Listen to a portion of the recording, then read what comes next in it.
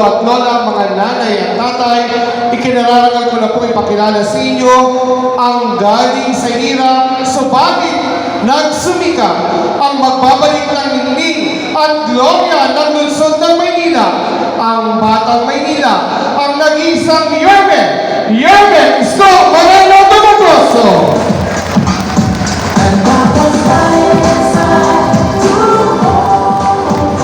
Hi! Hello! Gising ba kayo? Taas ka kamay, taas ka kamay, taas ka kamay. Sabay ilan. Yeah, malat ang po mga minamahal kong lolo at lola, nanay at tatay. Ako, maraming salamat sa inyo. Maraming salamat at tinugon ninyo ang aming panyaya. Bagamat linggo ngayon, dapat kayo'y nagpapahinga o kayo'y may ginagawa sa kanya-kanyang tahanan. Pero minabuti ninyong pumunta dito. Kaya maraming salamat sa inyong lahat, mga nanay, tatay, lolo at lola ko. Pumanatag naman kayo. Huwag kayong mag-alala. Wala kayong maririnig ng mga panira dito. Hindi namin kayo pauwi ng konsumido. Opo. Sa dami na ng problema ng taong bayan. Pati ba naman yung problema ng mga politiko o problemahin pa ba ng tao? Correct. Alam naman ng taong bayan. No? Pag maghahalala, yung mga politiko, magkakaaway. Suabe Yung magkakapitbahay, Suabe. kakaaway din. Pagtapos ang eleksyon, yung mga politiko, bati-bati na. Yung magkakapit-bahay, nagkaaway pa rin. Kaya umanatag kayo, mga lolo-lola ko. Wala. Meron ba nang sumisip nyo kanina dito? Wala naman. Sumakit lang ang tenga nyo kay Apple. Huwag kayong mag-alala. Tatama din sa tono yan. Konti na lang. Nay, tay, kamusta kayo? Hindi, salamat sa Diyos. Opo. Bagay na dapat natin ipagpasalamat sa Diyos. Bakit? Ilang taon pa lang ang nakakalipas. Lahat tayo, kasama kami, natatakot tayo na baka tayo magutom o mamatay sa infeksyon ng COVID-19. Lahat tayo nangangamba. Takot na takot tayo. In fact, kahit sa loob ng bahay, pag may humahatching, ay, may COVID. O di ba? Kaya, maraming salamat sa Diyos. Ano't ano pa man ang hirap ng pinagdaanan natin sa nakaraan. At ano't ano pa man ang hirap na dinadaanan natin sa kasalukuyan, salamat sa Diyos, ito tayo ngayon sa tutupan, buhay tayo lahat. Dahil habang buhay may pag-asa. Real talk lang tayo. Basta tayo dito, good vibes lang. Matanong ko lang tayo, bakit ba kayo naghahanap ng ibang mayor kung meron namang mayor na nakaupo?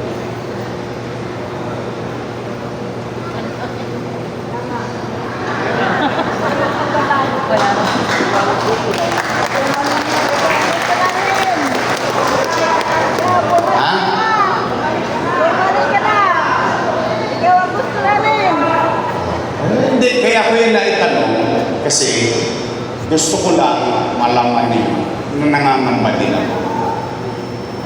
Bakit po? Dahil yung mga nakaupo, mga alaga ko po. Opo. For almost 20 years, inalagaan ko yung mga yan. Bakit?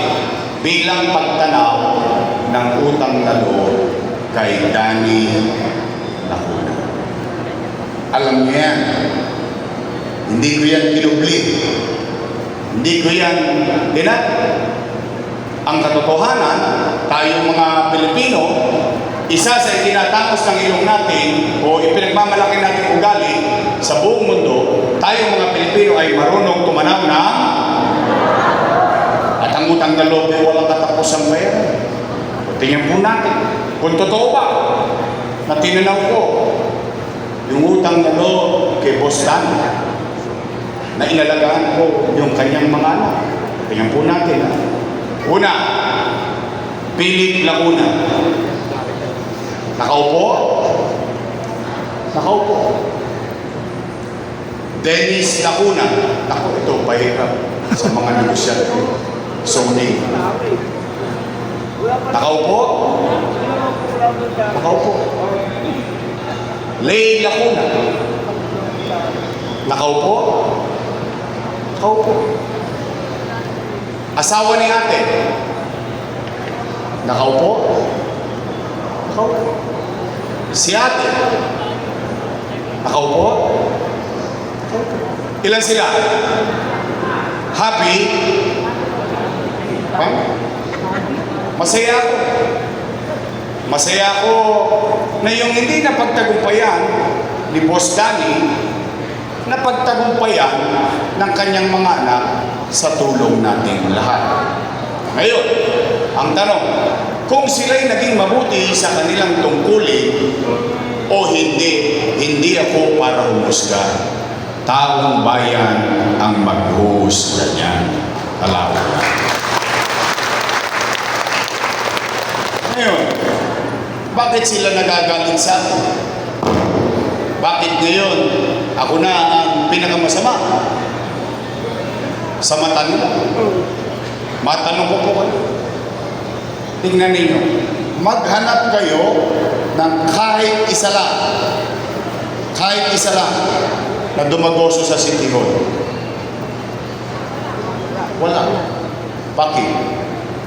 Bilang pagtanaw ng utang na loob kay Boss Dan, inuna ko muna yung mga anak niya at isinantabi ko yung mga anak. Tanong, Yormeng, tatanaw ka pa ba ng utang na loob? Sagot, opo. Bakit? Pilipino ako eh. Ganun talaga tayong mga Pilipino. Kaya lamang, meron lang akong pakiusap. Baka naman kung po pwede, sa ibang bagay na lang ako tumanaw ng utang na loob. Bakit? May utang na loob din naman ako sa taong bayan eh. Kung wala ang Diyos at wala kayo, wala ako sa kinalalagyan ko ngayon. Ngayon, masama naman bang tugunan ko yung panawagan ng taong bayan?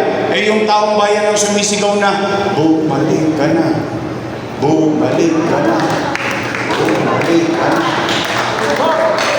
Taong bayan na sumisigaw ng bumalik ka na, ako sinigawan niya. Wala nang babalik! Napanood nyo? Napanood ko din bakit sila nagagalit? Hindi naman sila ang may-ari ng pwesto na yan. Pag-aarian ng taong bayan. In fact, empleyado na kami ng taong bayan. At ang kontrata namin, 3 years. After 3 years, expire. Tapos babalik ka ulit sa taong bayan. Magre-report ka sa taong bayan. Magpaparino ka ng kontrata sa taong bayan. Pag sinabi ng taong bayan, approve, another 3 years. In fact, ang katotohanan, kapag ikay naging mabuti sa iyong tungkulin, kahit hindi ka na makita ng taong bayan, iboboto ka ulit ng taong bayan. Tama po ba? Pinagagalit. Ba't daw ako babalik? Kung nagmabuti kayo, wala sana silang dapat pangamba. Bakit natin pangungunahan ng taong bayan? Taong bayan naman ang pipili. Tingnan ninyo, bakit ako hindi magtatampo? Bakit ako hindi magdaranda? Iwawaglit lang ako na wala. Binago-bago na nila. O partikular na binago nila. Patungkol sa senior citizen. Nay,